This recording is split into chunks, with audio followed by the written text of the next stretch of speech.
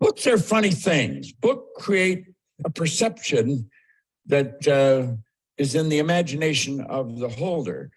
You're automatically an international expert if you have a book, which is pretty ridiculous when you think about it, but that's perception. If you've got a book, let's suppose there's 2 real estate agents or maybe 3, and you're calling on them, you're going to list the house with somebody, and the one has a book, and he said, well, you're thinking about this, you might want to run over a few points in the book, and they write a little note inside and leave it with you. Who do you think is going to get the listing? You see, books are great things. Books are salespeople. Books are an extension of you. And if you're in a business that you want to create a bigger image, you might want a book. Now, this lady was in a seminar, I think it was 35 years, it was at least 35 years ago. It was a long time ago. She was a young 19-year-old administration assistant or something. And she was not a happy person. She was losing and she was very unhappy. And the company that she worked for hired me to come in and speak at a conference. And she was at it. And I said something, and like that, her life changed. I quoted Vernon Howard where he said, you cannot escape from a prison if you don't know you're in one. Now think about that. You cannot escape from a prison if you don't know you're in one. And everything shifted. Her attitude over the other side. And she has become extremely successful. She has any number of people that she's coached and helped take books right to the top of the New York Times bestseller list. She has, 8 or 9 books of her own that are in 30-some languages now, all over the world. She does an absolutely phenomenal job. She is one of the best book coaches that anybody will ever find. As I'm saying that, I'm thinking of Wendy, because you've told me how much she's helped you with the book. Now, I had a man here in town one time. He was a playwright. He said, Proctor, you should write a book. He said, everybody's got a book in them. And I believe that's right. Everybody does have a book in them. So I'm going to ask you to listen really carefully to what she says. And if you've got that desire inside, bring it to the surface. This lady is really good at it. She's a good friend. It's Peggy McColl. Come on, give her a big hand. Thank you, Bobby. How sweet is that, that we are able to pull from a video and share. And the reason why I wanted to share that video, that opening video with you, is obviously it was Bob Proctor introducing me several years ago when I was speaking at one of his events. And I was talking about a very similar topic to what we're going to be covering off today. However, that was probably about 4 or 5 years ago. And I have learned a lot more since that time. The other point that I really want to illustrate here with what you just saw by watching a clip of a gentleman who is no longer on this earthly plane is that his messages still continue on. Why? Because he's left his legacy. He left his legacy in books. He's left his legacy in videos, and he will continue to make a positive impact on this world.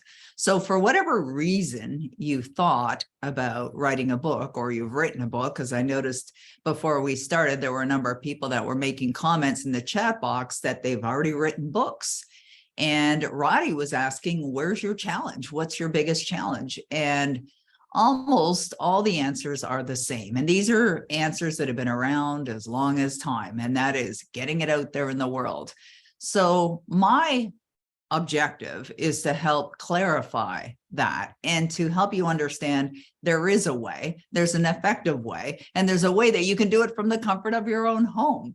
So we're going to dive into a presentation right now. And what I suggest that you do is make sure that you take notes as I'm going through this. So I'm going to walk you through my presentation, and we will have an opportunity for you to have your question answered a little bit later on during our presentation. Sure. Now, I want you to think about, this is a little image that's on the front of our Epitome special offer page, talking, imagine your book done. Imagine being an international bestseller. Imagine being a New York Times bestseller.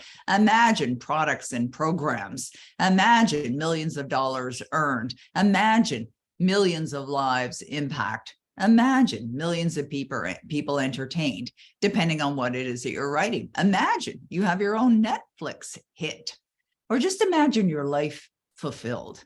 And imagine that you are the epitome of success.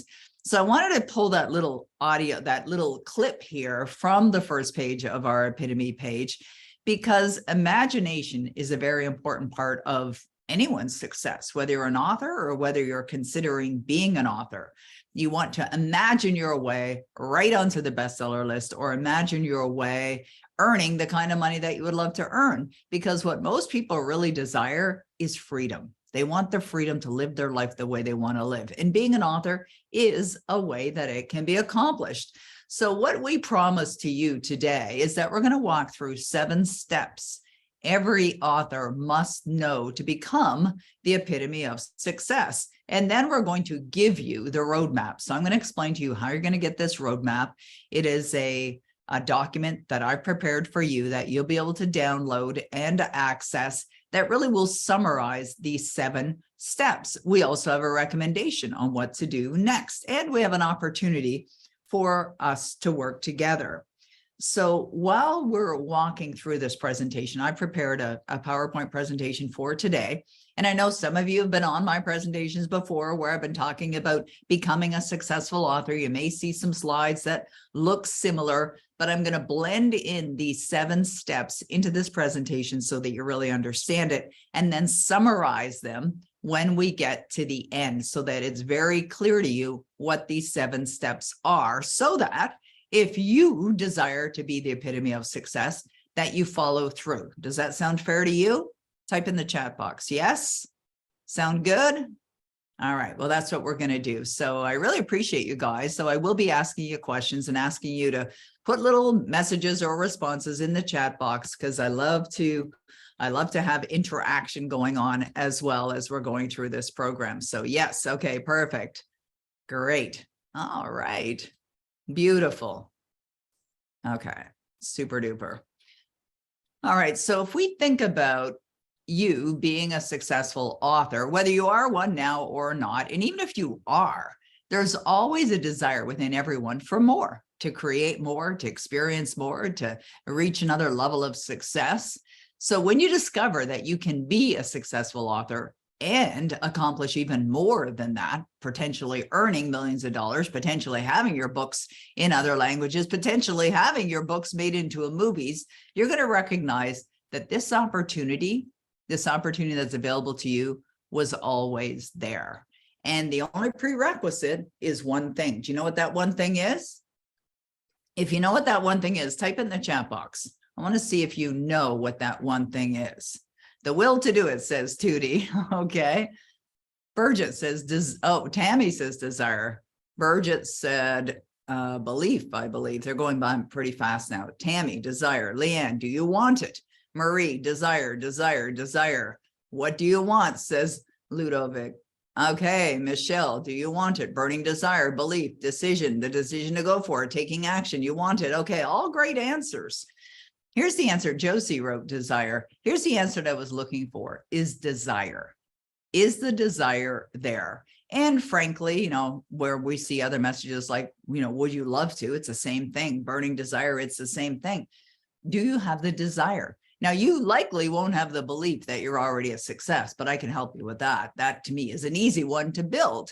But if you have the desire to create success, whatever that is, and perhaps your definition of success may even change today. And I would suggest that you open up to new ideas of what's possible for you as well. So do we have any authors in the house right now? Let's say I'm going to ask the first question right now. Are you an author? Type in the chat box. Yes, I'm an author. Or would you like to be an author? And now if I am an author, or I'd like to be an author, write that in the chat box. I'd like to be. Okay, thank you. I am. All right. Like to be. Okay, good. Good. All right. Thank you. Oh, Renata's here. I was talking with Phil this morning about you. Love to be an author, says Elena. Okay, I would love to be an author, says Allison. Okay, perfect, perfect. Barbara says, is this session only for aspiring authors? It's for anyone. It's for anyone. Even if you're not, you haven't even been thinking about being an author, you may think again after you watch this presentation. So we're really invited to anyone who's either thinking about it or maybe hasn't thought about it before. But I guess that you may be thinking about it after you watch this presentation. So no, it's not only for aspiring authors. But what I suggest that you do, all of you, is open your mind. Because what I'm going to share with you is something that can change your life. It is a game changer. It can positively change your life. The best decision I've ever made in my career was becoming an author. Absolute best decision, bar none. All right. So even if you're just sitting on the fence or you're curious, stick with us because I believe you're going to love what you're about to hear. So suspend any disbelief. And I'm talking about disbelief in yourself, disbelief what's possible for you.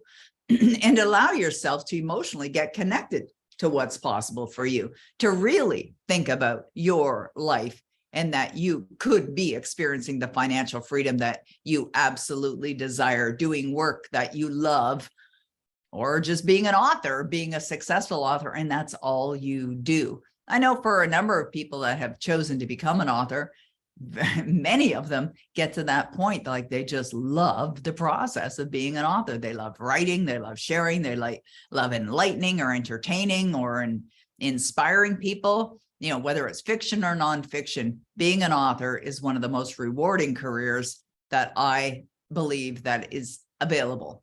And what's wonderful about that is the only prerequisite is desire. So it's an easy thing to join into.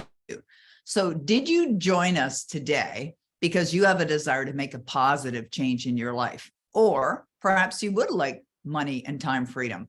So what is it? What's the reason why you joined us today? Type in the chat box. Okay, I want to get a good pulse on this. You know, what is it? Do you want it money and time? Okay, thank you, Ben. I appreciate that. I appreciate that. Both, says Jacqueline. Okay, great. All right, both, all of the above. Okay, that and so much more. Absolutely. I desire to make a positive change, upgrading my knowledge. Perfect.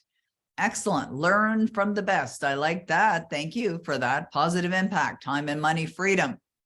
Never thought of being an author, looking for a way to help. Okay, perfect. You're definitely in the right place. Next steps. Okay, positive change in my life, the ability to create time and money, freedom, to write a successful book that helps others, says Marianne. I like that. Money, success, perfect. Earn multi-millions of dollars from my book sales that enabled me to make a positive change in the world. That's Tootie. I love that, Tootie. And I certainly see that for you. Okay, Barbara says, I've always had a desire to write a book and publish it. Wonderful. And Barbara's already chosen to join the Epitome program. We'll talk about that in a little while. So that's great. Jacqueline as well. And they're both here right now. A platform to fly, says Sophia. Okay, great. Thank you, guys. I really appreciate you giving me your honest answers on that. So it doesn't matter. And this is where I want you to really push aside any old belief or paradigm that may be holding you back.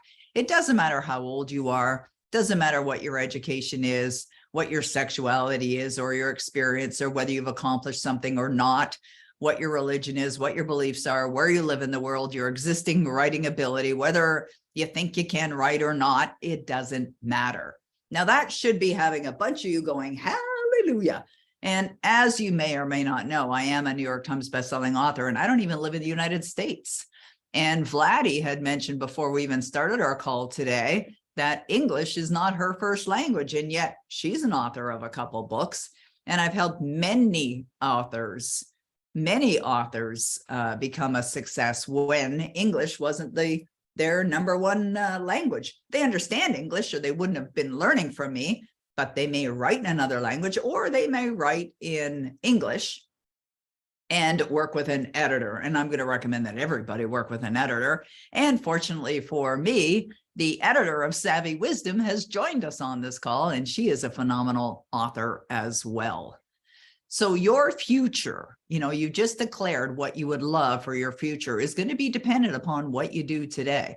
Now, we can help you with that, as you know, and if you don't know, I hope you know now, because we set our objectives as your success. That's our objectives. We're here to help you grow. We're here to help you live your dreams. We're here to help you manifest the goals that you have in your life.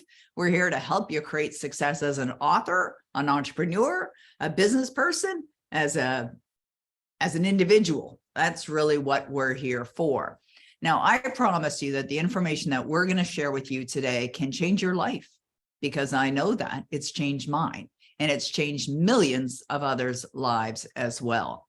And it can change the lives of potentially millions of others for you. Kind of like what Tootie wrote in the chat box, that's her desire, is to be earning millions, multiple millionaire, and impacting millions of people in a positive way. Now, do you believe that's possible for you? Do you believe that's possible for you? Just be honest and type that in the chat box now. Do you believe that's possible for you? Let's see what we're seeing in the chat box. Yes, okay, yes, I do. Perfect, all right. Lots of yes answers. I'm not even sure if I saw any hesitancy there.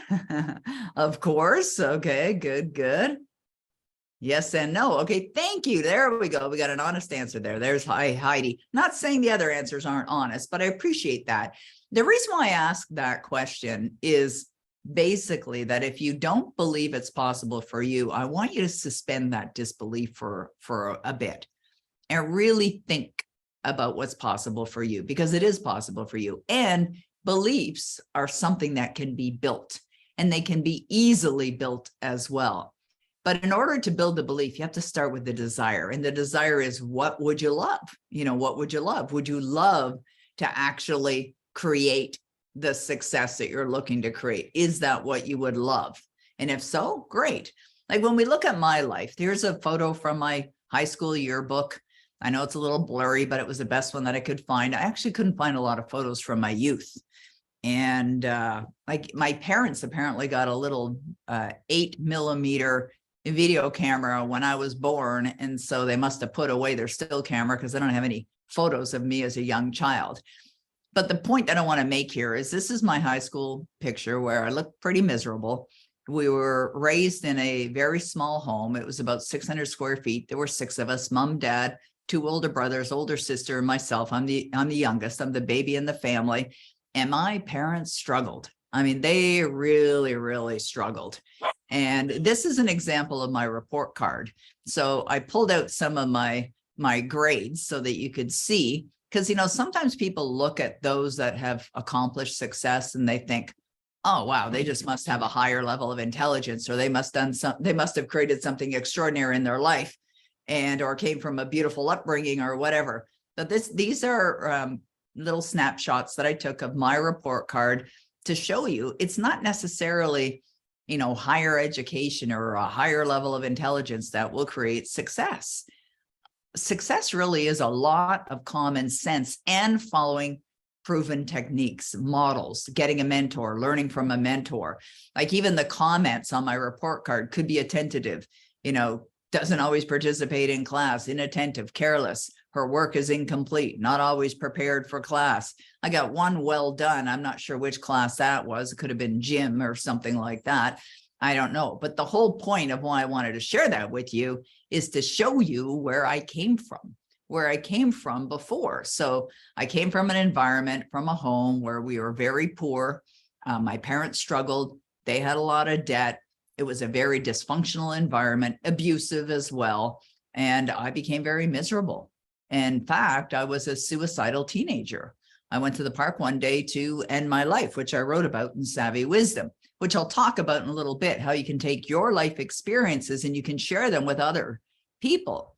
And then I was going from bad relationship to bad relationship, and obviously not living an ideal life. And when you're at the point where you're at the depths of despair, obviously you don't feel like living at that point. But I didn't know any different. I had no understanding. And as you watched in that little video clip of Bob Proctor for the introductory video that I shared with you, he said that he quoted Vernon Howard. And he said, you cannot escape from a prison unless you know you're in one. What I'd like to talk about is what types of prisons do people put themselves in? They put themselves in prisons of limitation. They put themselves in prisons of misery, which is what I was in, both of those things, misery, limitation, where it's dark and cold and lonely, and you don't see a way out, and you think that that's the way it is, and that's the way it's going to be.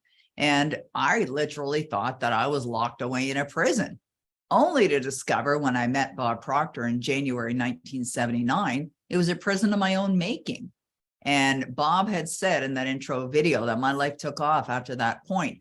But the only reason why my life took off is because I decided to have him as my mentor and to invest in myself and to learn from him. And I signed up for his program, and I didn't sign up for his program once. I took the same program over and over and over again and paid for it over and over and over again. Now, there's two reasons why I did that. One is that Bob continued to get better because Bob continued to study. Two, I continued to have a deeper level of understanding because I continued to study. And so even though I was taking his program again, it wasn't the same program. It was updated content, updated Bob. And so it was updated Peggy, who was in the room. And every single time I grew, every single time there was positive change, and it was worth it.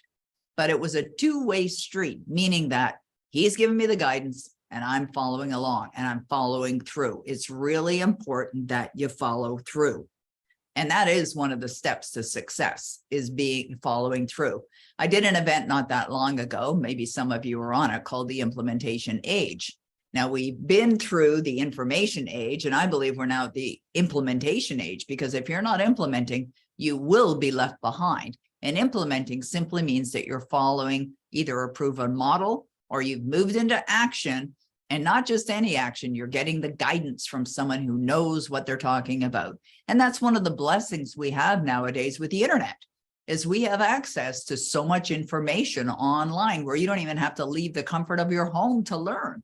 And also, you can travel as well and still do the work that you're doing. I'm not at home right now. I'm not even in my country at the time. And yet here I am. You know, I've been down here promoting my book, doing all kinds of things, running my business while I'm in another destination. And that's one of the blessings that you and I, all of us, have access to, is this wonderful thing called the internet. And this is exactly how I became a New York Times bestseller, because I mentioned earlier, I'm not an American, I'm a Canadian. And yet my book landed on the New York Times bestseller, and my book was the #2 book in the world, right behind a very popular author at the time, and still is a very popular author by the name of J.K. Rowling, with one of the Harry Potter books. And so there was my book sitting in the #2 spot. Now that occurred from the marketing initiatives.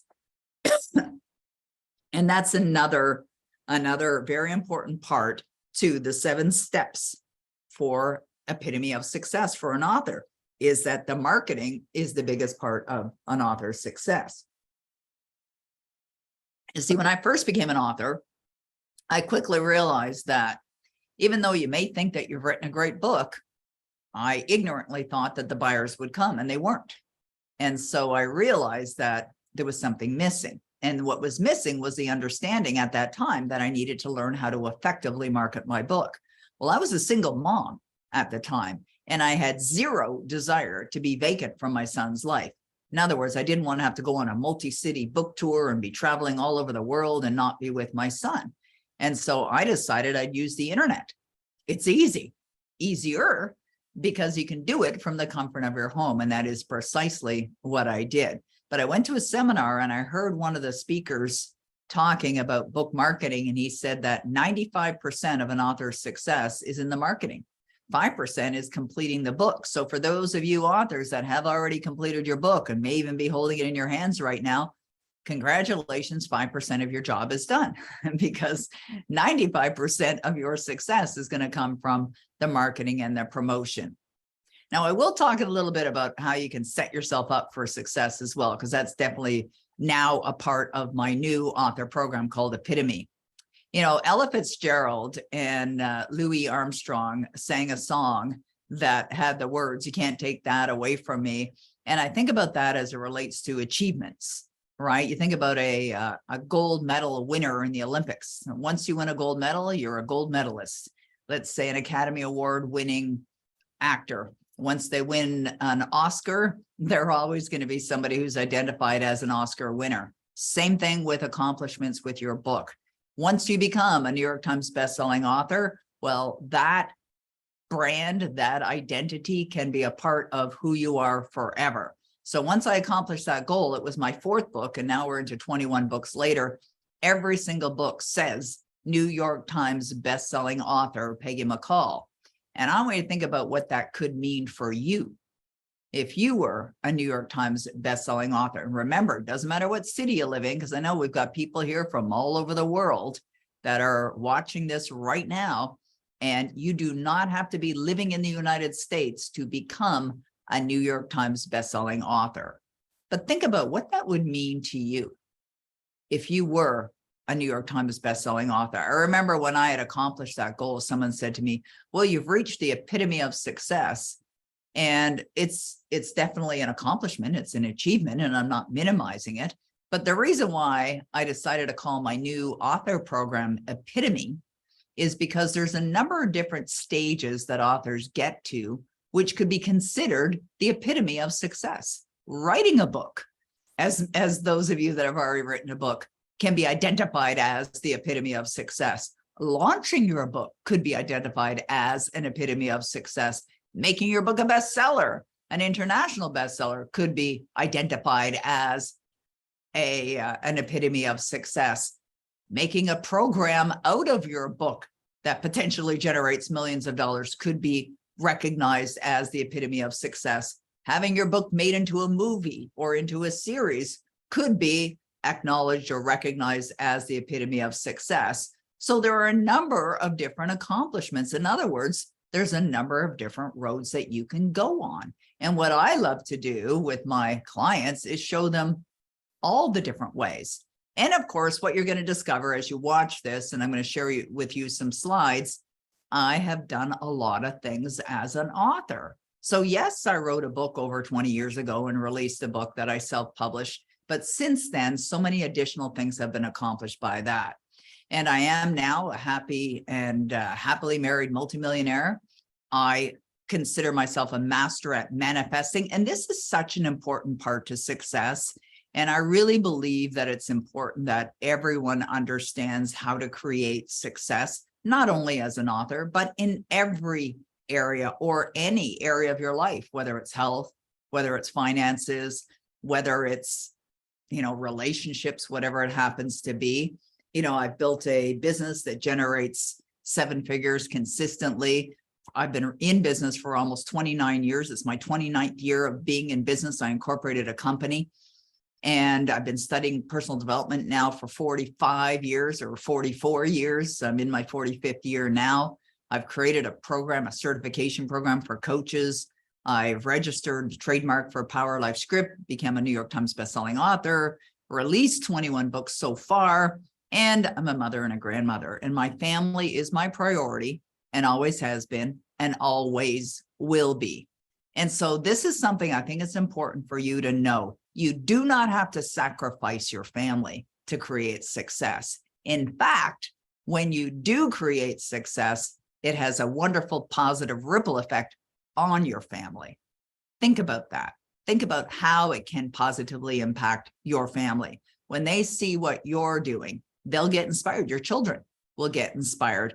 Or as we saw earlier, we have a lovely author on this class or on this webinar right now that wrote a book for children, right? A self-esteem book for children to help children. Now, what would that do for their own children? Definitely impact them. I remember one time my son, Michel, he had come home from school with a couple of his friends from class. He went to French school, and they were in the living room, and I could hear them speaking. They were speaking French, and I understand a little bit of French. And one of my son, Michel's friends said to him, "Did your mother write all those books? Because there was a shelf in our family room with all my books in different languages." And Michelle almost like put his shoulders back and said, yes. And you could just see the pride in him. And I wanted to step in. I said, I didn't write it in all the different languages. I wrote it in English. It was translated into all these other languages. But the point is that there have been times when my son has said things to me and I would say to him, where'd you get that from? And he would reply with an answer like this, duh, who's my mother? Like something like that. You just never know how you are positively impacting those around you. And yes, we get into this author world, with a clear intention. We're out there to either inspire people, educate people, entertain people, whatever the reason. It could be writing fiction as well. But you just never know. There are so many wonderful, surprising, positive ripple effects that occur as a result. So here are my 21 books. And as far as I know, there's about 39 languages now in about 95 countries, could be more. I really don't know. I stopped counting. And I've written fiction and nonfiction, and I've written in the self-help genre, and I've written in the marketing genre, because I've learned a lot about books. I've done a collaborative book, and one of my books has only 4 words in it. It's kind of like a joke book. And I'll explain in a minute, the difference with some of these books and which ones are self-published, which ones came from courses, which ones were published by publishing houses, which ones were used as lead generators, simply to inspire you into action, not to brag, simply to inspire you into action. And also I've worked with, these are just some of my clients. Now, some of these names you probably recognize: Neale Walsch, Marianne Williamson, Robin Sharma, Gay Hendricks, Wayne Dyer, Marcy Shimoff, Gregg Braden, Bruce Lipton, Richard Carlson, Debbie Ford. Some of them have left this earthly plane. Debbie passed away at a young age. Richard Carlson as well. Don't sweat the small stuff. Wayne Dyer, he had written over 40 books and had many of them on the New York Times bestseller list. Bruce Lipton, when I met him, he was completely unknown. Robin Sharma had released a book, and even though he had previously released a book that did very well, he had released a book that was a dud. Same thing with Marianne Williamson. She had released a book and it wasn't selling, and she came to me. She called and left a message on my voicemail one day, and she left a message saying, "Hi, I don't know if you know me or not. My name is Marianne Williamson." And I got her message and thought, know you? I had everything that she had written. Neale Walsch, the same thing. He reached out to me and said, how does one get the great Peggy McColl with helping them launch their book? And when I launched his book, which was the 10th book in the Conversations with God series, he said it was the best launch of any of his other books. Again, I'm not bragging. I want to impress upon you the importance of understanding how to effectively get books out there in the world. Now, they don't all fly off the shelves. And nowadays, there's even more and more people writing. There's more and more. It's easier to bring out a book than it's ever been in the history of the world, which means that you absolutely must know how to do effective marketing. Because if you don't, you'll be left in the dark. You'll be left in the dust. And you'll be left with a book that nobody's reading. And I'm certain you want, people to read your books. And these are just some of the books that I've helped land on the New York Times bestseller list as well. Clients that I've guided, private mentoring clients that I've been blessed to work with, people that were very passionate about their message and wanted to get it out there in the world in a big way. And when you think about it, think about this. This is the truth about authors. Authors don't write their books just for the sake of writing their books. They write their books for a reason. What's that reason? I'm going to ask you, what's the reason? What do you think the reason is why people write their books? Let's get some dialogue going on here. Oh, thanks, Christine. I appreciate that. Jonathan, to share. Yes. Credibility, says Tanya. Absolutely. That is one of the reasons. Impact. Yes. Share their wisdom, make a difference, inspire people, entertain, educate, help themselves and help others. They're passionate. Yes. Yes. Okay. Lead magnet. Of course, Monica. Yes. Service, says Diane. Promote the business. Yes. Michael, leave a legacy. Definitely. All of these things. All of these things. Yes. Let people know they are not alone, Tootie. Yes, absolutely. Now they're standing on their story for sure. Entertain, authority, to help, to educate. Absolutely. Yes. Muriel wrote her book as well. Certainly. You see, the knowledge that you have, the experience that you have, the ideas that you have will remain inside of you in your consciousness unless you put it to paper. Now we say paper, but now it's all done electronically. Connection, that's right, Al. All of these reasons, these are all really good reasons why people write their books. Why did I write my book or books, the 21 of them? I release my books to the world because I have created my purpose in life, and that is to make a positive and beneficial contribution to the lives of millions. And so it is being accomplished. One way is through books. Now, I know a lot of people have an assumption that it's difficult, and it is if you don't know how. Like I remember when I wrote my first book and I self-published my book, and I really didn't know what the heck I was doing. And I think about that as trying to find my way in the dark. Now, if you've ever woken up in the middle of the night and there's no lights on and you're trying to find your way, you're stumbling around, you could be banging into things, could hit your knee on something or your shin on a table or whatever. I mean, it's messy and you don't necessarily always find your way. But if the lights are on, that means the awareness is there, right? You could be shown the way. So if I could show you the easy way, are you interested? I want to know, are you interested? The easy way to create success. Yes, yes, yes, says Bina. Okay. Perfect. Rika, yes. Okay. Barbara, yes. Marianne, yes, yes, absolutely. Okay. Good, good, good. Yes, yes, yes. Okay. I love your enthusiasm, Connie. That's so awesome. Great. Great, great. Perfect. Well, you're all in the right place. Now, I can't imagine why anybody wouldn't want the easy way. Like, why would anyone not want the easy way? Don't answer that question. We don't need to give any attention to that. But here's some of the blocks. And you know what? Maybe you can relate to some of these. Maybe you can relate to them. Maybe you can't. But here's one of the blocks. They don't believe it can be done. Or maybe you are an author already. You've tried some stuff and it didn't work for you, right? You absolutely must be persistent. I wrote a book called Be a Dog with a Bone. And you know, I wrote that book after I'd become an author. Another block is ability. They don't think that they can write. They don't think they can write a certain type of book. They don't think it can be learned, or it's not easy to learn, or they don't trust. And they think, oh, that just sounds a little bit too good to be true, right? They're suspicious, or they have fear.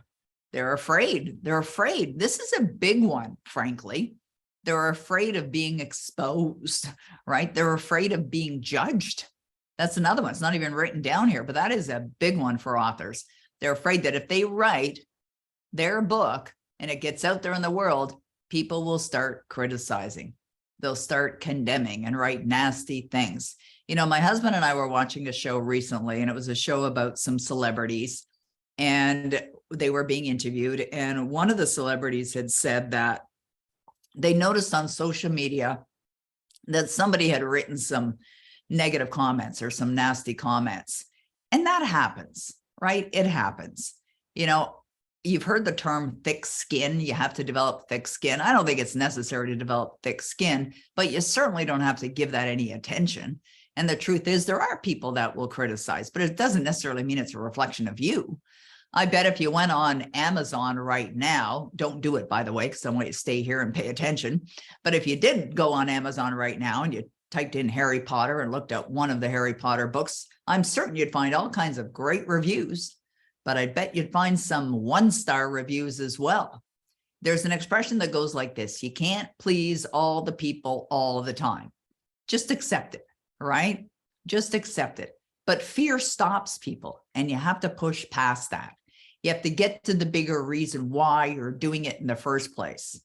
Or sometimes people don't believe they're worthy of success. And if you believe that you're not worthy of success, I have great news for you. You can build that belief. You can feel and know that you are worthy of success, because every one of you that's on here now, every one of you, and I don't know all of you, but I do know this about you: you're all worthy of success. Or some people might be thinking timing. Is the timing right? Is it too early? Did I miss the boat? And the answer is no. Move into action. Make a decision today, because the boat's still going to be going, right? And I really believe that we're at very early stages of this internet. The internet hasn't been around that long, and even marketing online hasn't been around that long. And frankly, there's very few people that are doing it well. But when you learn how to do it effectively, then the world's your oyster. I mean, it literally is, because there's no more borders.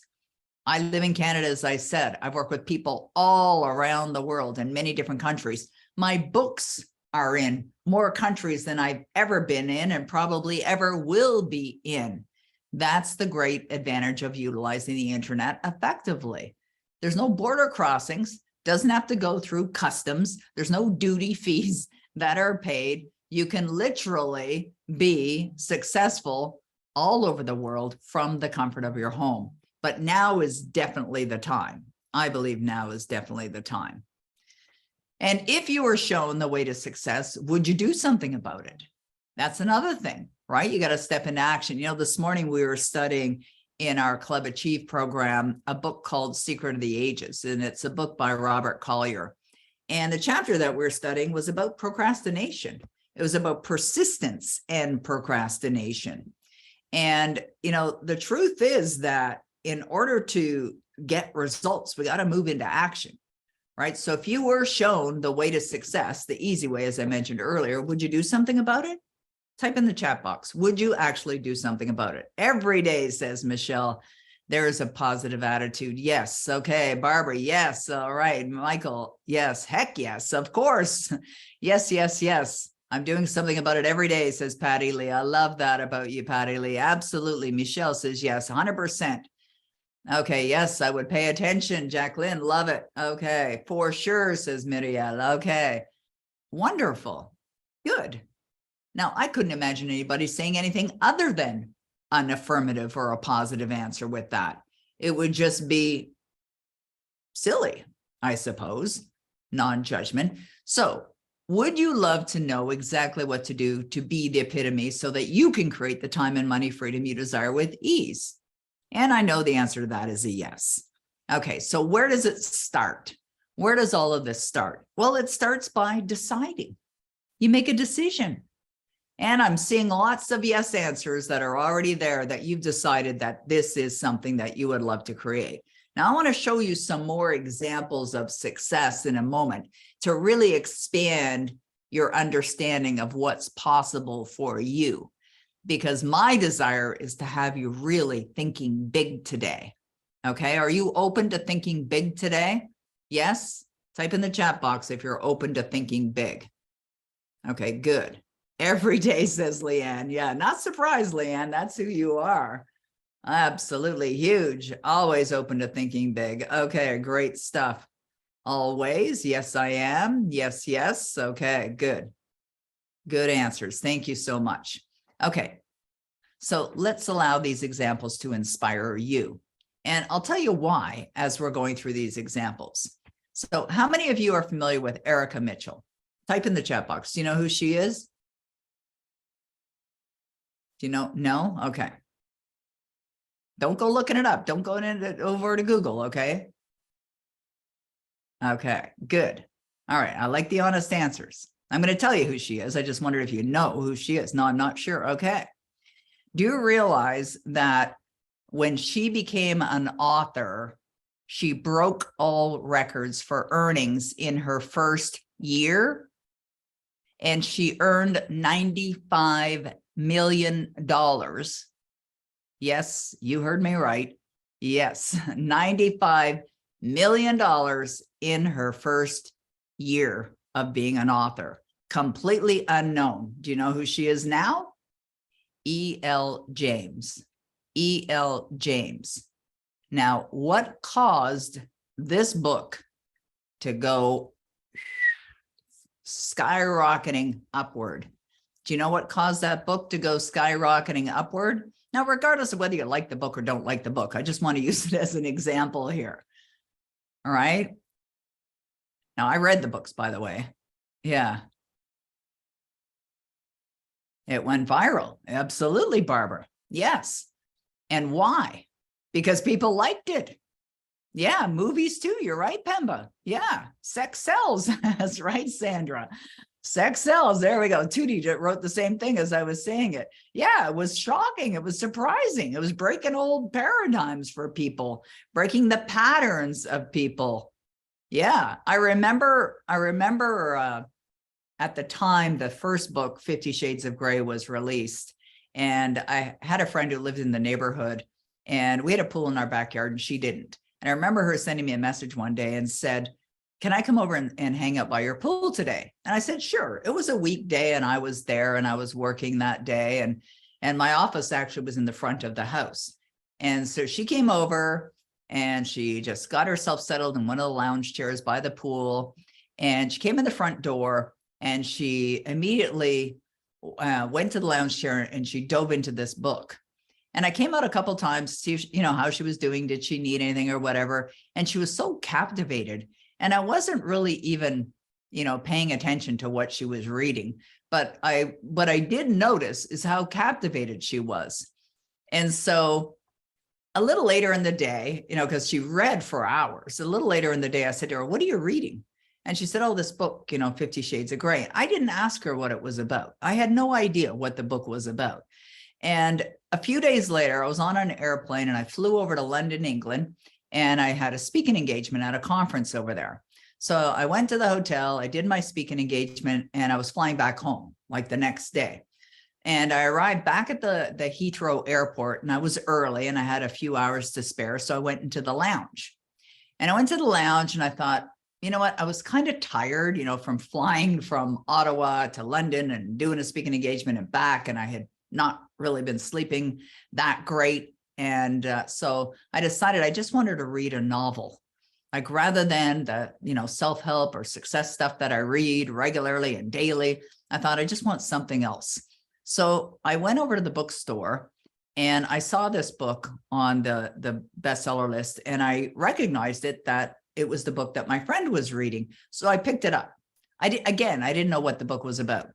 And I took the book back to the lounge and I started reading it. And quickly I realized what that book was about, and then began to feel embarrassed because I was reading it, but I was captivated. I got on the airplane and got settled in my seat, and I'm still reading it, still, devouring this book. And the flight attendant comes up to me and she says, can I get you, champagne and orange juice before we take off? And she saw what I was reading and she goes, oh my goodness, I just finished reading that book. It was so good. And so this is an example of when you write a great book, people will tell other people. And I remember one time at one of Bob Proctor's seminars, he said to people, he said, even if your book isn't good, people will still acknowledge you as an expert. And that's true, they will. But my thinking is, and my suggestion is, write a great book. And if you're not a great writer, find a great editor, because a great editor can work with you to make it a great book. And E.L. James, when she had released her book, Erica Mitchell, when she had released her book, a lot of people criticized her writing. But do you think when she was receiving her $95 million in her first year of being an author, she was concerned about the criticisms of others? Maybe, maybe a little, but who knows? But that's why I wanted to use her as an example today, because she was a woman with a desire, a woman who desired to write a book and get it out there in the world, that went on to become another book and another book and another book, and then a movie and then another movie. And as you know, like phenomenal success as a first-time author. So if you have a belief within you that something needs to be there before you actually start, you need to be a celebrity or well-known already to get a book out there, not true. Throw that right in the garbage, because that's exactly where it belongs, is right in the garbage. Okay, now this woman, J.K. Rowling. Now, I don't even need to ask if you've heard of that name. Of course, you know who J.K. Rowling is. I think you'd have to live under a rock to not know who J.K. Rowling is. But why am I using her as an example today when we're talking about the epitome of success? Would you say that J.K. Rowling is the epitome of success? I would. Absolutely, I would. Why? She, too, got into the Guinness Book of World Records. Why? What is she known as?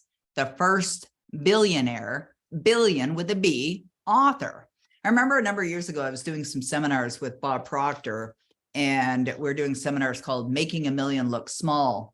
And I did an hour presentation one day on authors that have earned 100 million or more, 100 million or more. I mean, it can be a very lucrative career, but there's so many pieces that are important to creating this level of success. Now, J.K. Rowling never gave up. She absolutely persisted. And when she started writing the Harry Potter books, she was on welfare. She was a single mother.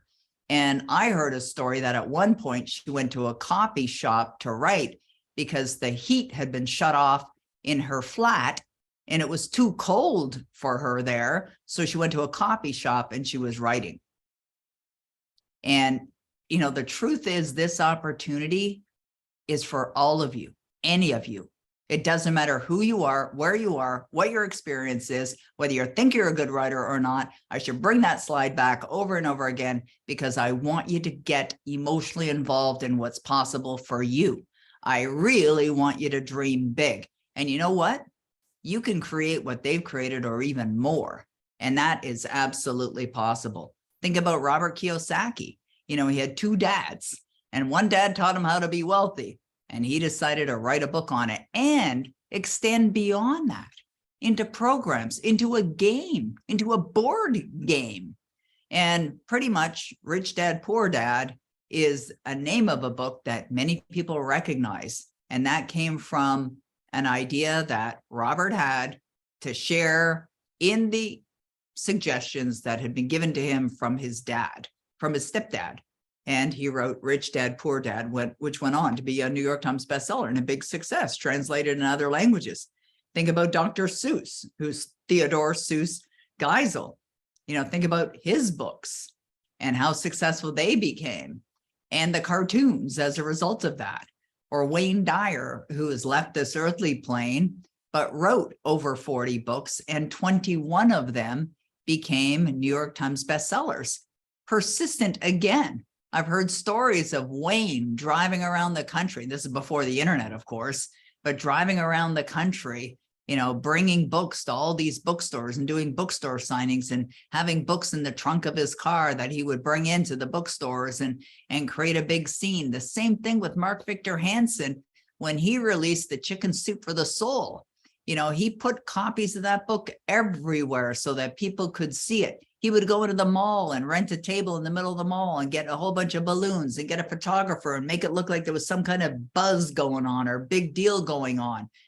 Every author creates their own success by moving into action. But we're not talking about learning how to do some kind of a major surgery or anything. This is something that anybody can do. As I said earlier, the only prerequisite is desire. Do you have the desire? Yes.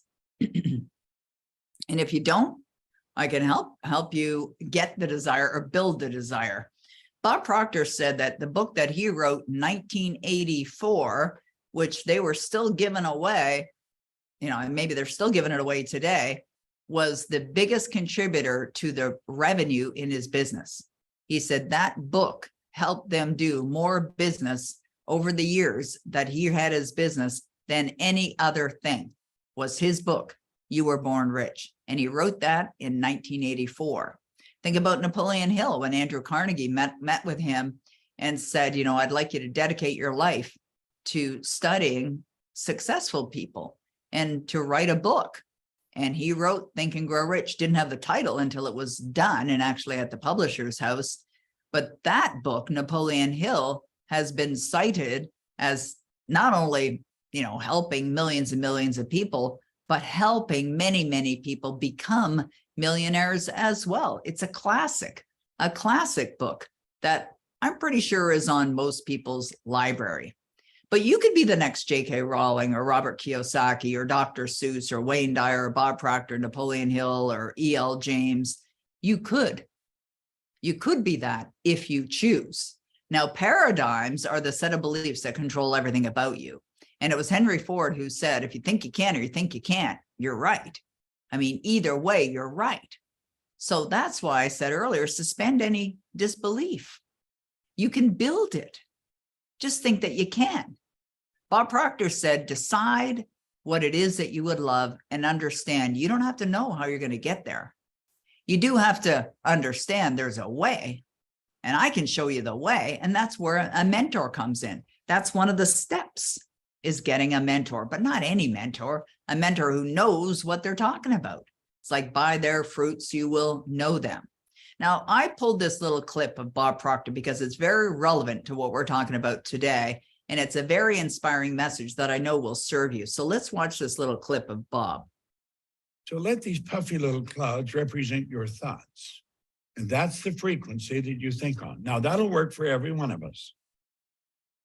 And so the results you're getting are nothing but the manifestation of the thinking that you've been involved in. Because that thinking alters your vibration. It alters how you act. It alters how you attract. Why would we ever think anything we don't want to think? Why would we ever think, well, I don't know if I can do that? What the hell do you mean if I can do it? You can do anything. We got to get this straight. I think I'll have difficulty. Quit thinking that. Stop it. What are you going to think then? Think it's polar opposite. You're capable of doing so much better than you're doing. Yet spirit wants to express itself in a greater way through you. So you see, that's where I am, but that's where I want to go. I'm going to go there.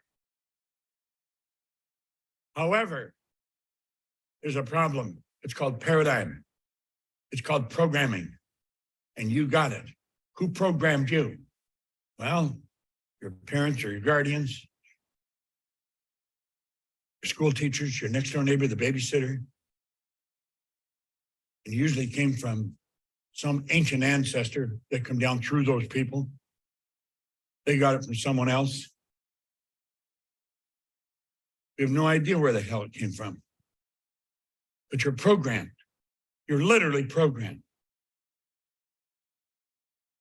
What are we programmed? We're programmed to let the present results control us. So we say, I'm going to go there. This is important. As soon as I get the money. Really? I'm going to go there as soon as the kids are out of school. So you'll find someone that has a pretty good job, but they don't like the job. They don't like the people they're working for. They don't like the environment. They don't like the culture that they're in. It's not a growth culture. It's just not a nice environment. Yet they don't like it at all. And they want to quit. But they're afraid. Because they're married, you've got a couple of kids. What would he say or what would she say, depending on.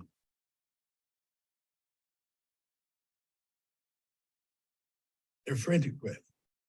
We say, I'm going to do that as soon as this changes. Now, really pay attention here. This guy's got a real serious problem.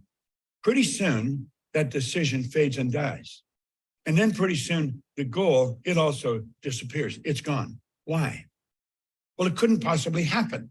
And I'm going to show you why it couldn't happen. And if you'll watch this real carefully, you're going to get this intellectually. You don't have it emotionally. You're going to have to work at changing your paradigm. This person's thinking down here on this frequency. Look very carefully. They're down here on this frequency, but what they want is way up here. If they want to get that, they got to get up on that frequency.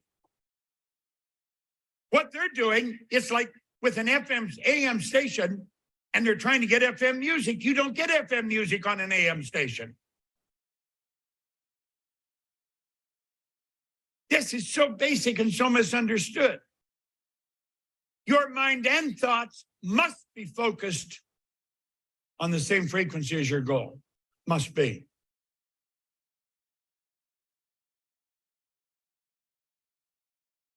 You got to make a committed decision. You're going to have to do it regardless. Doesn't matter whether you have any money. It doesn't matter what state you're in. Doesn't matter what she's going to say. This is your life. You must never let anyone, your husband, your wife, your mother, your father, you let no one decide for you. It's your life.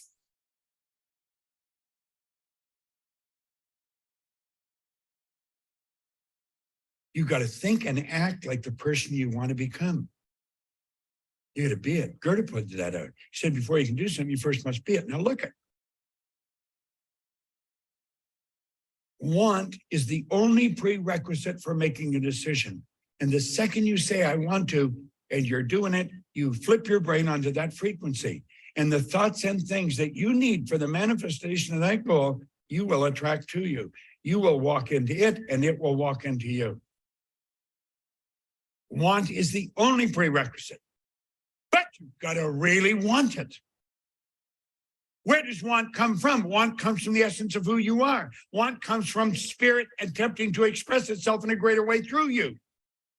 It's got nothing to do with you got the money. It doesn't matter whether you know how to do it. It doesn't matter if you have the right help. None of that matters. Everything you need is here in the universe. Nothing's created or destroyed. This is the very reason successful people make their decisions so fast. They don't need to gather information. They don't need to have the different people. They don't need to have the money. They just have the conscious awareness that they really want it. And when you flip your brain onto that frequency, then you act like the person you want to become. How many of you from the start of this webinar have flipped your brain onto another frequency? Type in the chat box. Has this been inspiring you to think differently? Yes. Okay, great. Yes. You see, when you do that, everything changes. Everything changes. But as Bob said, the thinking alters your vibration. It alters your vibration. And then you attract differently. You attract based on what it is that you desire. And all you need to do is work on the paradigm.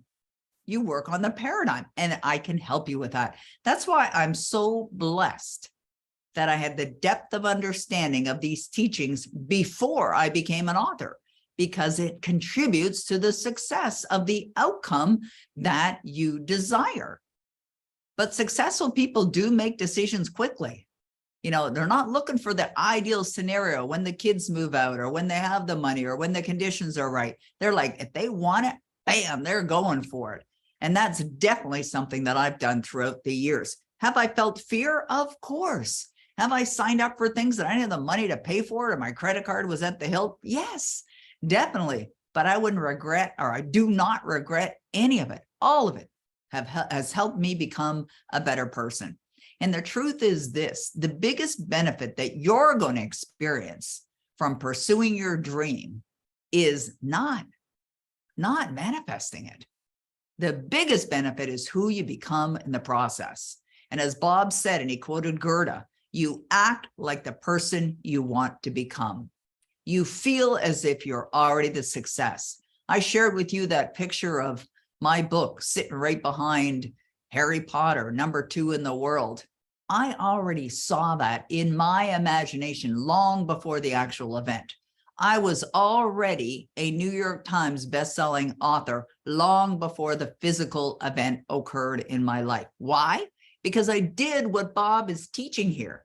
And this is what you must do, is you got to get on the frequency of the goal. You got to feel as if it's already done. Do you think J.K. Rowling did that? Absolutely. Do you think Napoleon Hill did that? Definitely. Do you think Erica did that? E.L. James? Definitely. All of them did. Did they have obstacles? Certainly. Did they have challenges? Yes. But they persisted. They got the right guidance, persisted. So possible outcomes for authors, which means possible outcomes for you, as I said earlier. You know, what they've done, you can do, and so much more. And yeah, I really feel it's the greatest time, money, freedom opportunity that there is. I'm madly in love with being an author. And I heard Vladdy say that before we even started today. Her and Roddy were chatting, and she says, I love being an author. I'm madly in love with being an author. And I know many other authors who become authors are the same. It is a great career, and it doesn't have to take years. This is the book that I wrote in a day. And I had been commissioned by a publisher to write a book called 99 Things You Wish You Knew Before Marketing on the Internet. And when they asked me to write the book, I said, sure, I'll write the book, but they didn't tell me when they wanted it. Then all of a sudden they had a due date, which was kind of an aggressive date. and I was traveling. I was, doing speaking engagements. I came home and I said to my husband, I have to write a book this weekend. He said, well, I've invited my aunts and their husbands to come for the weekend. It's like, oh, okay, interesting. So I had to squeeze in the writing of a book between entertaining my aunts and uncles. And so Saturday morning, I got up and I wrote an outline. Sunday morning, I got up at 3 a.m. and I just started writing. And I made a decision. Here's the decision I made. I will write a chapter an hour. I had never done that before. I didn't even know it was possible, but I decided I'd do it. I decided to make it possible. I decided to believe it was done. And that's what I did. By 9 o'clock that evening, that book was written in a day. This is another book. You can make your book a bestseller within a matter of days. This book, The Millionaire Author, was content that I had taken from a previous author program that I did. And I remember I was sitting at an airport. I was flying from Ottawa to San Diego. And I had a stopover in Toronto, and I was at the lounge in Toronto, and I'm sitting in the lounge and I'm getting ready to go speak at this conference. And a few days after that, I was to speak at another conference in Los Angeles, and it was an author conference. And I just had this thought pop into my consciousness. It was a Friday morning. This is the reason why I want to tell you this is the timeline once you know how to do these things. It's Friday morning. I had this book called The Millionaire Author. I was using it as a lead generator. We're giving it away on an opt-in page. And I just had this thought, I'd like to make this book a physical book. Not only would I like to make it a physical book, I'd like to make it a bestseller before I step on stage next Thursday in Los Angeles. I'm on my way to San Diego to speak at a conference, but I moved into action because I knew what to do. And by Monday, that book was in production at Amazon. By Tuesday, it was for sale. By Tuesday night, it was an international bestseller. Wednesday, I ordered copies. When I checked into the hotel Thursday morning, I picked up copies from the check-in counter and in the hotel, and I jumped on stage and I shared another story of how this book became a physical book. And it was only an idea. It was an ebook the previous Friday, but that's how fast you can make it happen. That's how fast you can become an international best-selling author. Now, these books, 8 Proven Secrets to Smart Success, Darn Easy, Your Book, Your Business, Your Breakthrough, Manifest My Bestseller, and Power Life Quick Start Guide, were all courses first. And then they became a book. And in some cases, these books were, let me go back to the previous slide, sorry. In some cases, this book, The 8 Proven Secrets to Smart Success, was an 8-week course. And I took all the content from the course materials because I had written the transcripts from all the audio lessons, and I put it into a book and wrote an intro, had it edited, finished the book, had that book out within a matter of a few weeks, made it a bestseller. Darn Easy, created a course first, a publishing house, McGraw-Hill, it's a major publishing house, bought the rights to that book. But first, in order to get the content put together, I decided to create a course, offered the course online, sold the course, generated revenue, and that's a way that you can get paid to write a book. How many of you would like to get paid to write a book? Well, thank you, Michelle. She says, Darn Easy is a good book. Yes. Okay, good. Perfect. Okay. It's another strategy, and it's a part of what I teach in the Epitome program. Absolutely. Oh, let's go back to that slide again. Okay, thank you.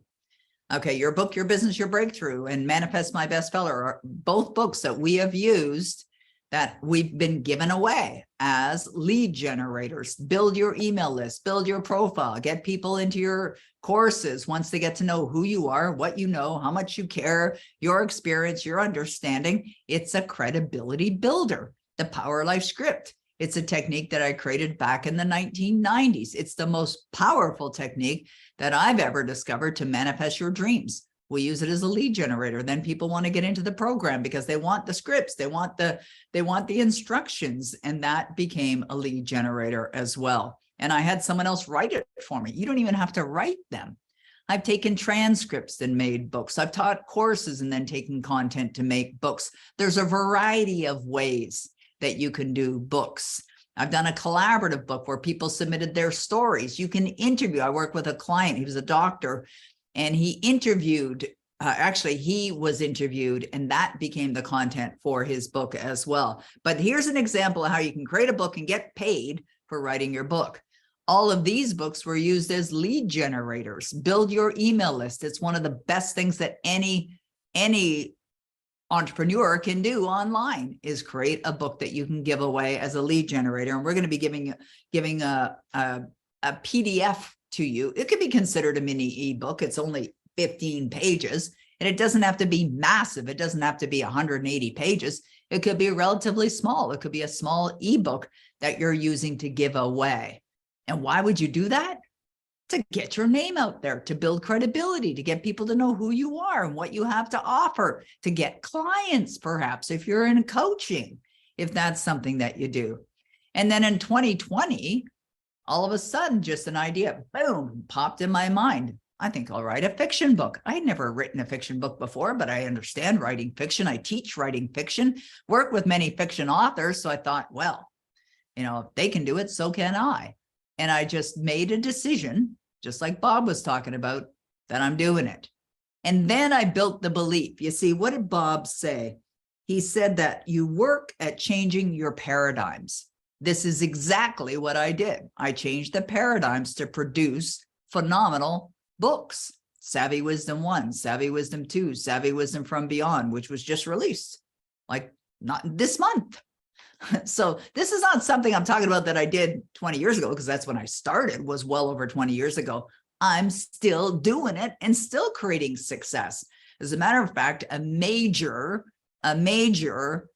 movie production company is meeting with my producer this week to talk about buying the options for Savvy Wisdom to make it into a movie. It's not done yet, but it wouldn't even be happening if the books weren't written in the first place and if I didn't get it out there into the world. But anyone can do that. And these books were inspired by my life. They were inspired by my life. And the whole idea and the unfoldment of the books literally came to and through me. And I'll be teaching people how to do the same, And then as a result of the books, I created a program which is promoted in the book, at the back of the book, called Savvy's Proven Success Principles.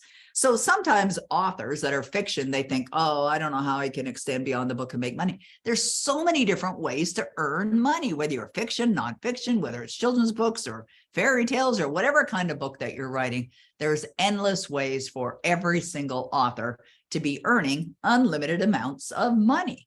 All of these books were self-published.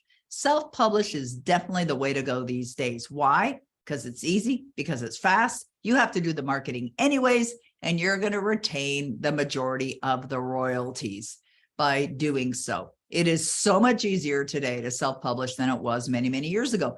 And even when you do self-publish, your book can be released in multiple formats.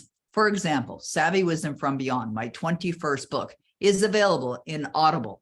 I recorded it on my computer using this little microphone, and it's available in Audible. What did that cost me to record? Nothing. The book is available in Kindle. It's available in paperback. It's available in hardcover, and it's available in audio. All formats are available for that book, and it's self-published. That means I own the rights to it. Now, if a publishing house came along and said, hey, Peg, we want to publish your book, could I sell it to them? Sure. If a French publisher came along and said, we've noticed that a lot of your other books are in French, we'd like to publish these in French too, could I sell them the rights to it? Absolutely. Absolutely. You can do whatever you want. Why? You own the rights to the book. That's one of the advantages of being self-published. Now, all of these books were published through publishing houses. Hay House published 4 of my books. And Be a Dog with a Bone was a book that I first self-published, and then they bought the rights to the book. So I've been down that road too of what to do. The reason why I'm sharing this with you is because I've been on all sides of being an author. all the different opportunities I've created success. I know what I'm talking about. I know what I'm talking, and I've helped other authors do similar things as well, which you'll see. So I can show you how. And more good news is these things you can do and so much more. Like I have one of my author clients, she wrote and self-published a beautiful children's book. And she self-published it and started selling thousands of copies. She took my program, and then she decided she wanted to sell the book to a publishing house. So I introduced her to my agent. My agent took her on. And the first contract that she got for this client of mine was a $250,000 contract. Well, she's now earned multiple millions of dollars. It was about a year and a half ago, my agent sent me a message and said, oh, by the way, the client that you sent to me has now sold more than 5 million copies of her books, more than 5 million copies. Same thing with many authors that I've worked with. I have another author who wrote a fiction book, tried to get a publisher, couldn't get a publisher. She took my course, learned how to market her book. 2 weeks after launching her book, got a contract for $2.4 million from a publishing house. A big publishing house, complete new author, completely unknown. This is not common. This is rare, but she did it. She accomplished that. So you don't have to be a great writer to be an author. I really want you to understand that. I never considered myself to be a great writer. I believe I've become a better writer. Why? Because I chose to be a better writer. But when I wrote my first book, I remember sending it to the editor. And she sent me back a note and she said, oh, this shouldn't take me too long to edit. It's pretty good. And I sent her back a reply and I said, are you sure you read my book? Because I thought she must be mistaken. And she said, oh, you authors are the most insecure people that I know. And, the truth is everybody needs an editor just to make sure it's all perfect and grammar is correct and the spelling is right, etc. Because when your book gets released to the world, you have how many chances to make a first impression? One, right? So obviously you want to make a great impression when your book gets released to the world. Natalie Bouchard is a lovely lady that I worked with. She's a coach.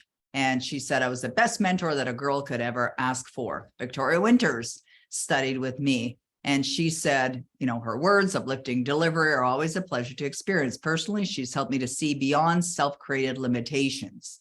I love Peggy and appreciate all she does to help others live the life of their dreams. Now, I wanted to put that in there because this is not just how to market. What I teach people is not just how to get out there with your book and make it a bestseller. It's so much more than that. Because if you don't have the foundation, if you don't approach this with the right pieces in place, you're going to struggle. And I do not want that for you. I want to give you the formula and the easy way for you to create success. Giselle said she found the courage to write a book, and she did, and published it. Now, this she sent to me as it was being published, but it's already published. I see her out there. I see her online. I feel so proud of Giselle. She may even be on here right now. I saw Giselle on the call. I'm not sure if it's the same one, but I did see her. I did see a Giselle on the call. Or Josette. She said that she got into the writing part of my program, and she thought she was going to write a self-help book, but she decided to explore fiction. And she said the story practically wrote itself. I found the same thing when I explored fiction. Fiction's fun. I mean, writing nonfiction's fun too, but I really enjoyed writing fiction. And I can help you. I can help you get to where you want to go. It's like Neale Donald Walsch told me that when I helped him launch his book, it was the most successful launch of any of his Conversations with God books. I helped Dr. Stacia Pierce. She said she doubled her bottom line as a result of working together. She was already doing really, really well. And as Janelle says, she felt as if she cut through years of wasted time and costly mistakes. I see that happening time and time again with others. Deborah Sky King was a private mentoring client. I gave her an idea. She launched it within a couple of weeks and generated $113,000. Dean Graziosi, by the time I started working with Dean, he was a private client of mine. He had already generated millions and millions of dollars, but I gave him ideas he hadn't even thought of. That's why he said she's a nonstop idea creating revenue producing machine. David Ricklin, I helped him launch his ebook and generate hundreds of thousands within a relatively short period of time. Again, sharing this with you so that you make a decision today that your future self is going to say, thank you for, but you've got to decide. You've got to decide. How many of you already decided that absolutely this is where you want to go? Absolutely. You're looking to create. Yes. Okay, good. Wonderful. I love that. Perfect. Absolutely. You know, it's the greatest opportunity. I believe it's one of the greatest opportunities, Jacqueline, I'm in, and she is already in. Love it. Excellent. All right. Great decision, guys. Now, you don't have to reinvent the wheel. You know, the question is, would you rather reinvent the wheel or use a proven model? Well, obviously, use a proven model. Nobody wants to stumble around in the dark. Would you rather work hard or leverage the effortless way? That's an obvious palm to forehead. Duh, of course.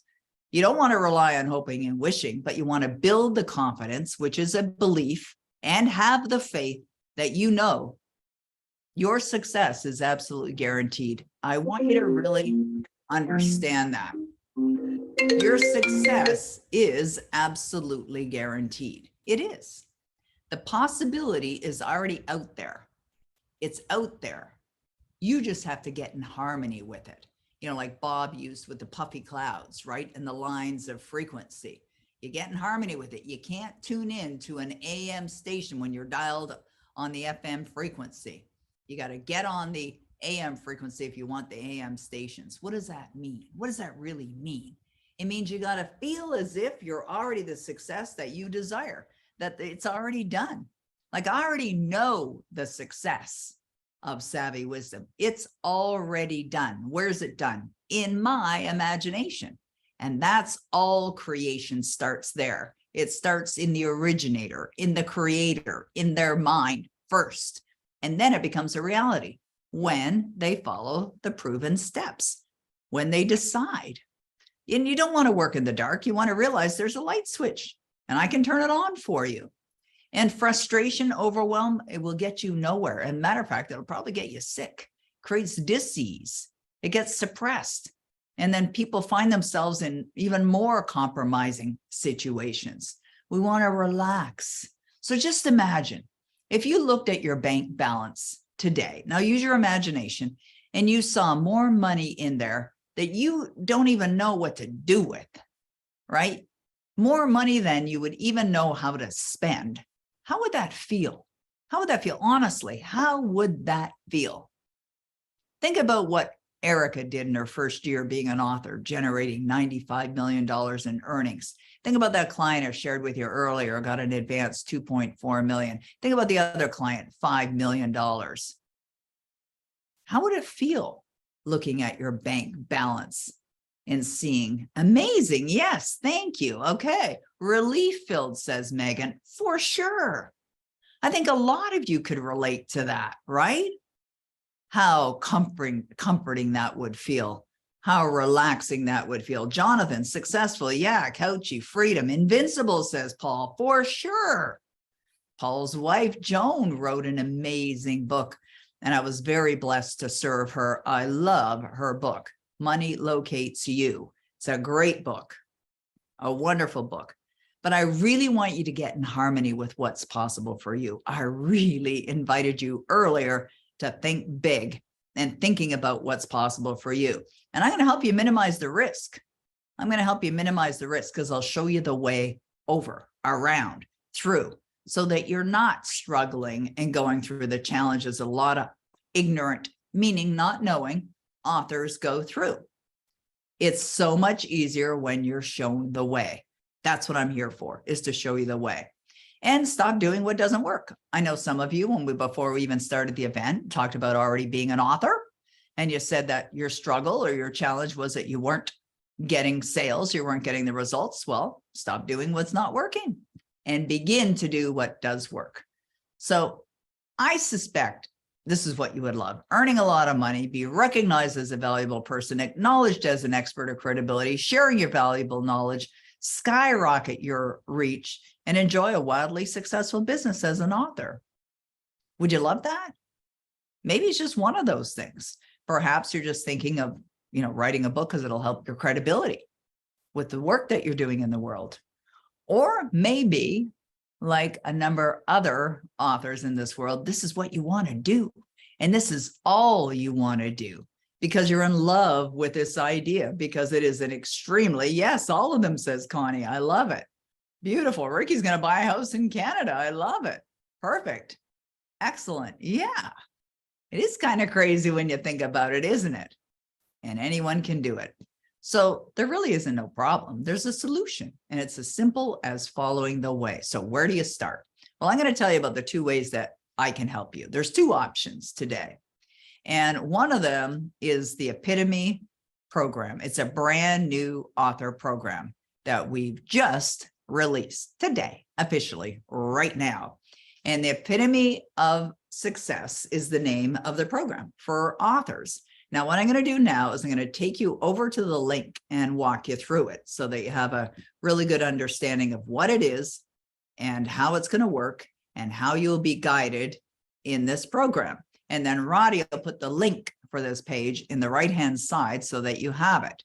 Now, this was one of the first slides that I shared with you. I pulled this straight off the sales page to show you what's possible, because I want you to be thinking big, and you're going to be invited to be thinking big. So no more playing small in the program.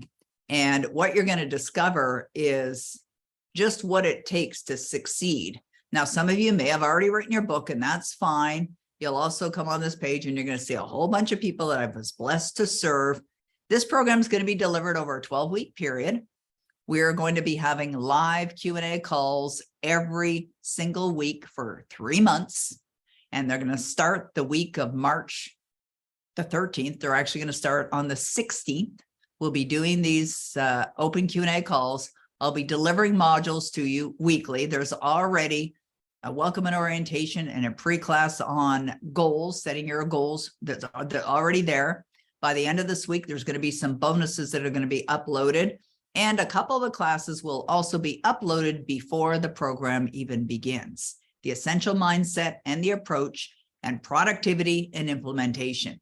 Because a lot of people, they think this is going to take a lot of time or a long time, and it does not.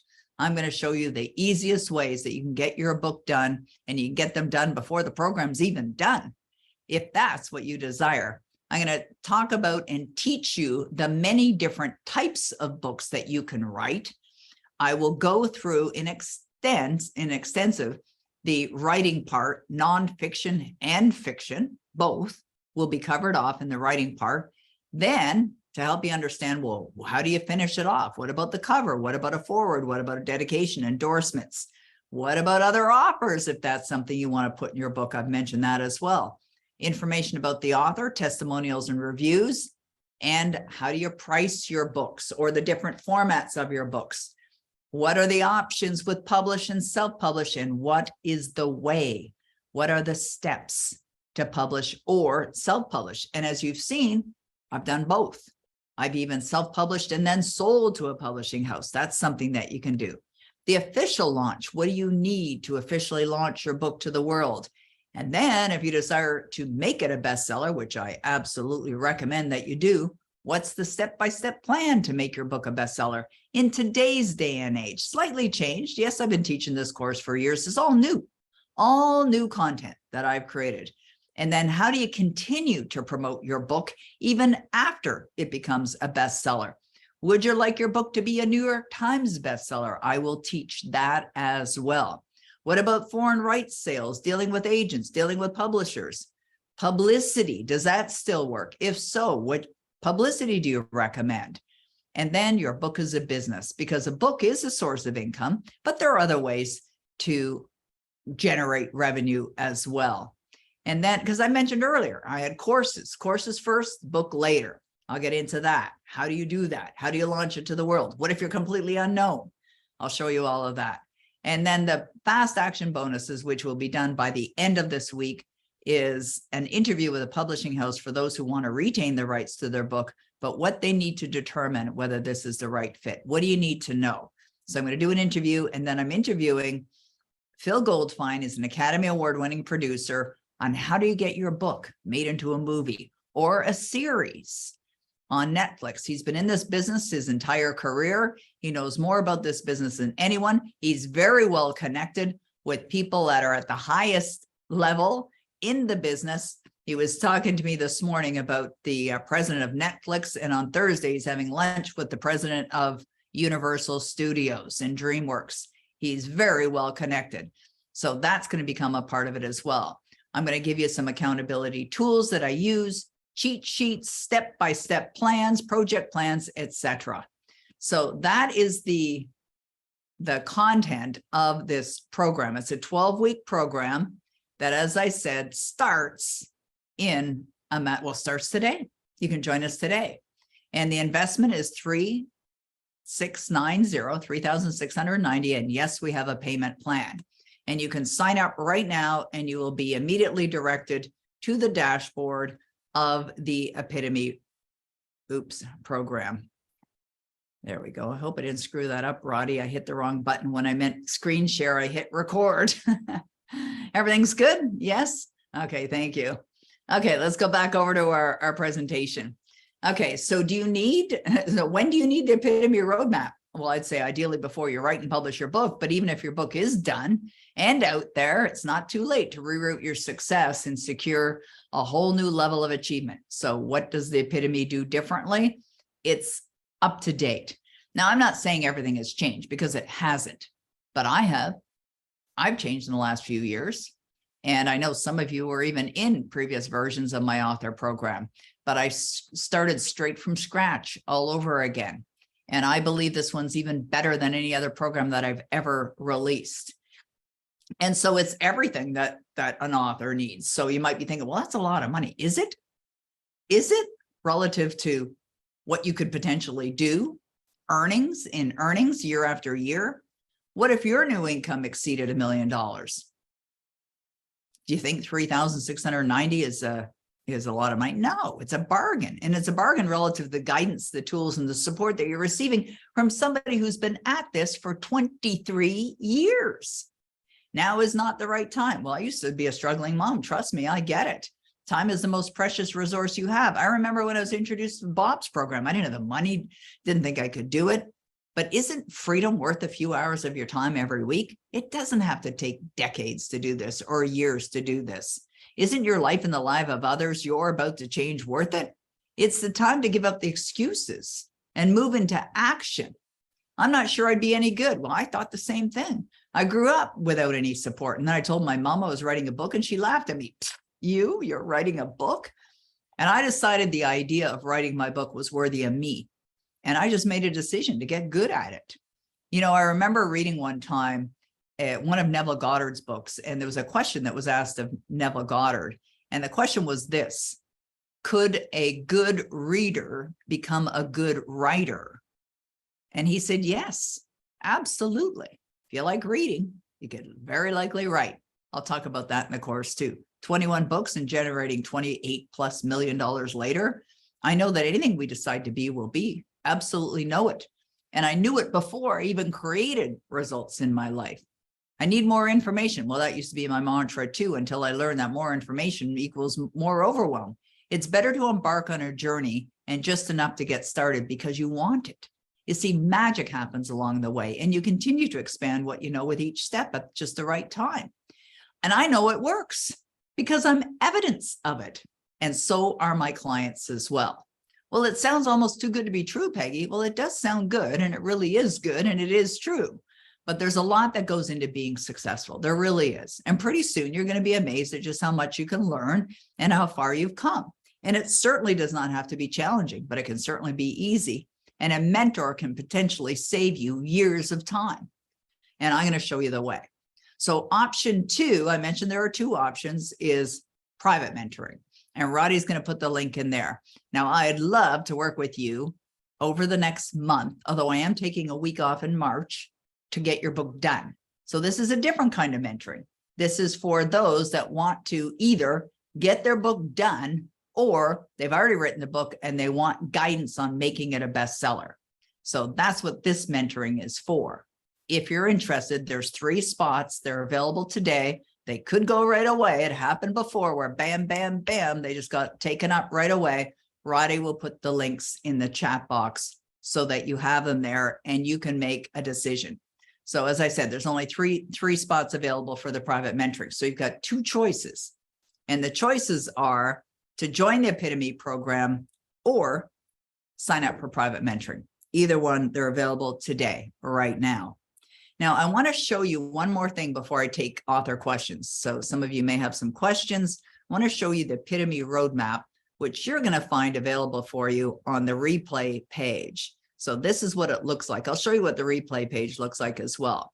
So this is the Epitome roadmap, and it's advice for authors, and it's done in 7 steps. I wrote it myself, and it really covers off setting these 7 things that are really important to success. Set the destination. What would you love? What would you love to create? This is a perfect place to start. So answer that question. You'll be able to download this a little bit later. Roddy will put the link in the chat box as well. And then, once you decide this is what you're going to create, you got to get moving, right? You got to move into action. It was Don Shula who said it's a start that stops most people. But understand, you don't have to know the entire route, but you do need to get started for sure. And you can dive into Epitome today, and I can help you get started immediately. The next one is set a date for completion. When I decided to write my first fiction book, I decided I'm going to have it done in 10 days. I got it done in 10 days. I told you an example of a book that I wrote on a weekend. I wrote that entire content of the book in a day. Set a date for completion. Work will expand to the time allotted. Step number 4. The marketing is going to be the biggest part of the journey. What I learned very early in my author career is 5% of an author's responsibility is completing their book. 95% is marketing the book. That's where the success comes. Get a journey partner. The odds of your success goes way up when you do. An accountability partner, journey partner. I call them a journey partner in this case because we're talking about roadmap. We're talking about going somewhere, boldly going somewhere where you've never gone before. Having an accountability partner can definitely help you. Living in the joyous expectancy of the best is an attitudinal thing. It's expecting to succeed. It's not expecting to fail or being overwhelmed or terrified or whatever. Living in the relaxed, joyous expectancy of the best. It's part of what I teach as well. And get a mentor. Not sure where to go, what to do? Learn from someone who's been there, done that. People that have received recommendations from other people as well. So that's what's in your roadmap for success. And the links have been placed in the right-hand side so that you can access them. I'm just going down the chat box here on the right-hand side. Also, you can meet with Vladdy if you're not sure if this is a program for you, or you were thinking about another program and you were thinking about taking that program. You want to find out. That's right. Yeah. And that's the interesting thing. I like what Tootie wrote there above. She said, I wish I had the Epitome program instead of paying all that money for college. And she's got a couple degrees, which gave her debt that she's still paying back. It's interesting that you say that because I remember receiving a message from one of my clients who told me something very similar, and that they had earned back the tuition that they had paid for a program in a matter of 2 weeks.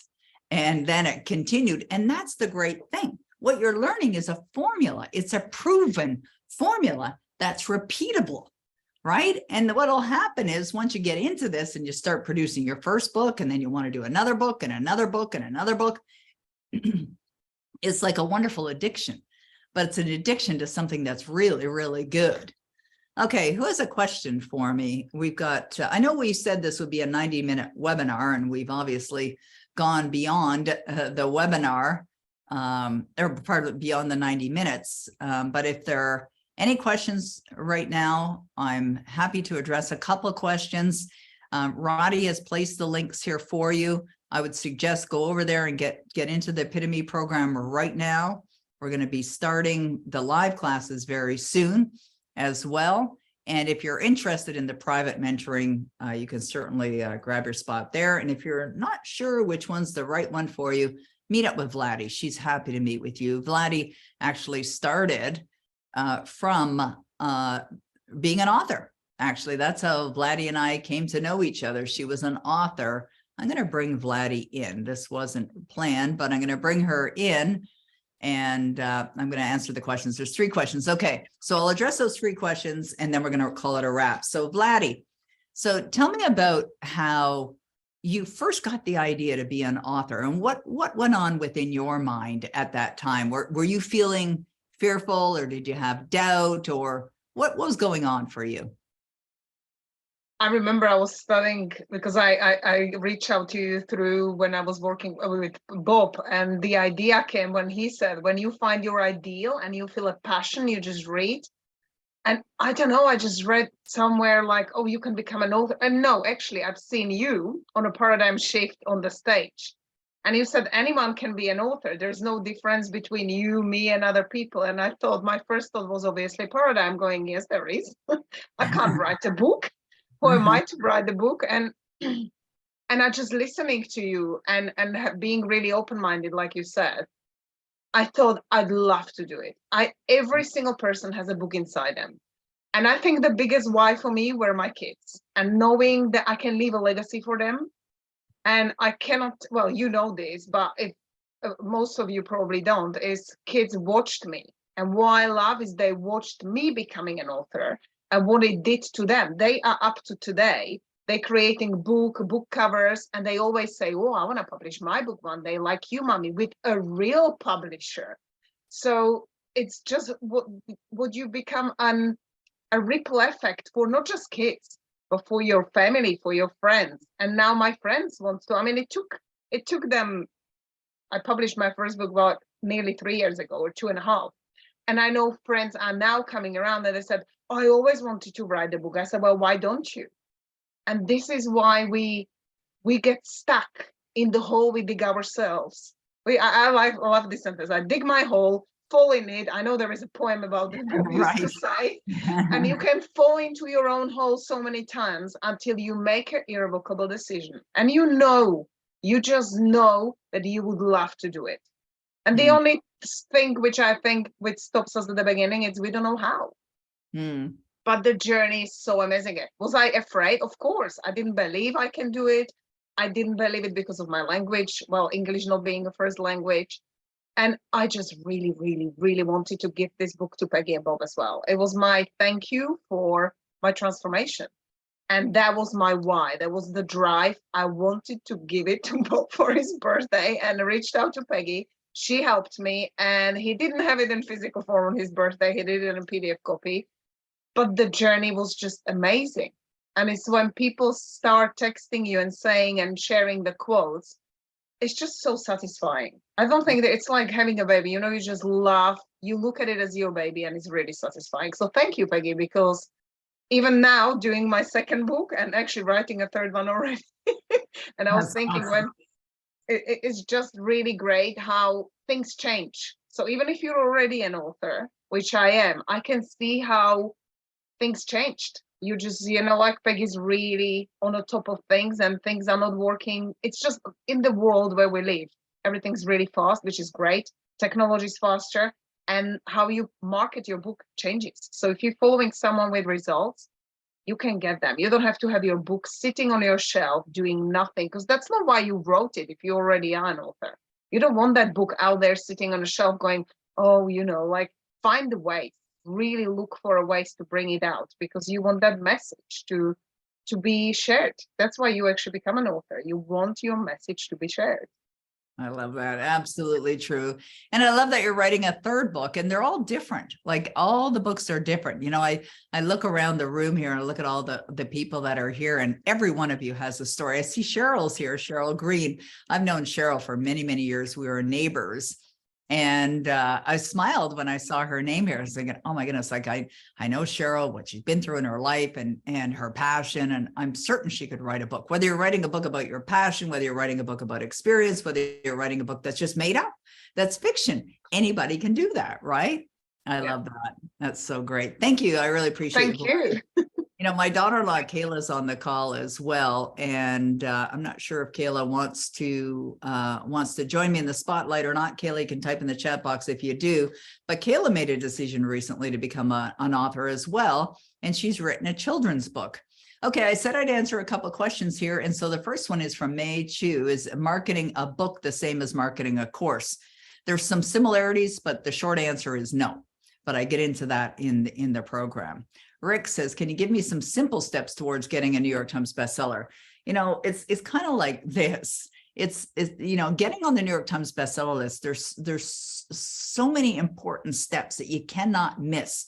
So the simple steps I go into detail in the program, and ultimately what will result in being on a New York Times bestseller is the most books sold within a period of a Saturday to Saturday, and shipped in the United States. So there's these agencies in the United States called buying agencies, and they report book sales that have shipped in the United States every week, and they categorize them. So they have fiction, they have nonfiction, they have other categories of the New York Times bestseller list as well.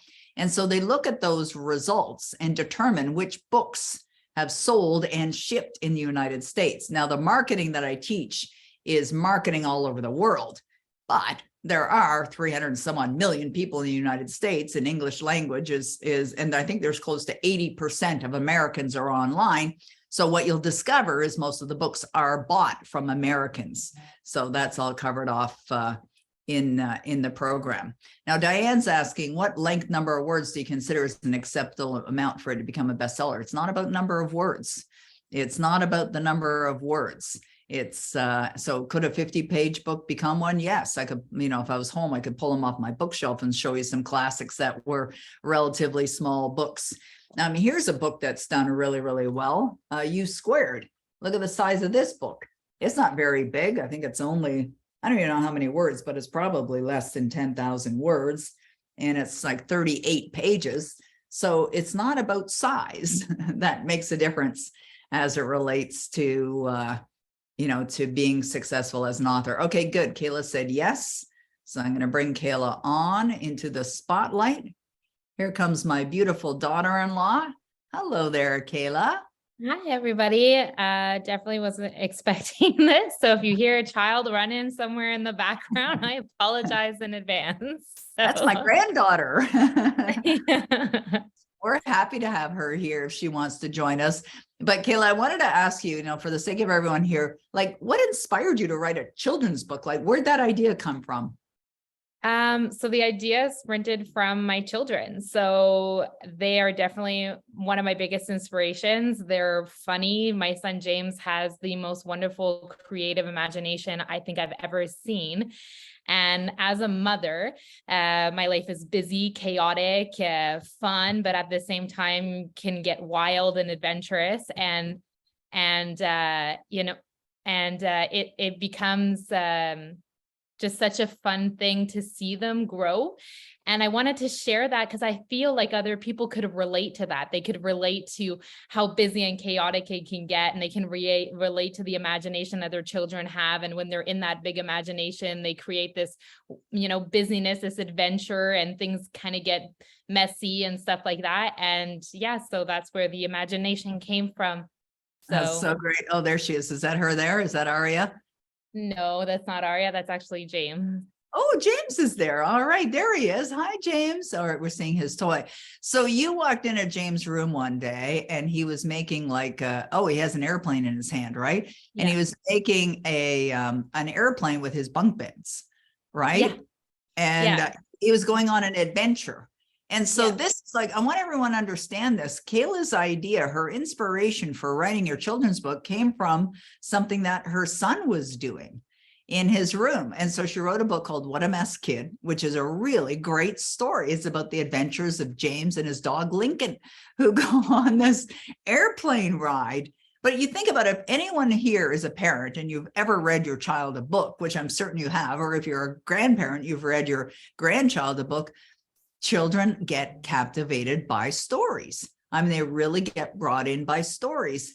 And so you knew that, Kayla. I mean, James is 11, so you read him stories when he was a little boy, and now you have a little 2-year-old cruising around as well, and you read her stories too. And so you were inspired, but what you did was you moved into action.